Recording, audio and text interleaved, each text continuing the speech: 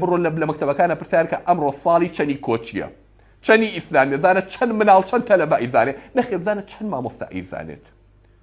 بەڵام هەر هەمووی بە مانگی پێش خۆی حازر کردو با بە نوێلی کڕی و داری کڕی وەکو مەسیحەکان لە ماڵەکەی خۆیان و جەژن کات و ئاهەنگ بگێڕێت و لە فڵانە نادی و لە فڵانە ئاهەنگ و لە فڵانە حەفلەیە بلیتی بڕیوە بۆی بەشدار بێت. بۆچی؟ بۆ یادی بابە نۆئیل و جەژنی مەسیحیەکە. یعنی تۆ فێری کردکەوە خۆشحاڵ بێ بە جەژنی دینێکی تر. ئەی باشە کاکە تۆ حەزم مەسیحی دەم چۆ بە مەسیحی، ئەگەر بە باشتری ئەزانی بچۆ بە مەسیحی. لەم لاوە لافی ئیسلامەتی لێ دیت و لەم لاوە ئەو شتێک کە ئەسڵی ئیسلامەکەت لە بندێنێ کە شەریک بۆ خوا پەیاکردنە و ئیقرارکردنی کوڕە بۆ خوا، تۆ چی ئەتیراف بواکەیت و لەو ئاهەنگەیە بەشداریەکەیت؟ خاڵێکی تر ڕاهێنانی مناڵەکان لەسەرەوەی کەوە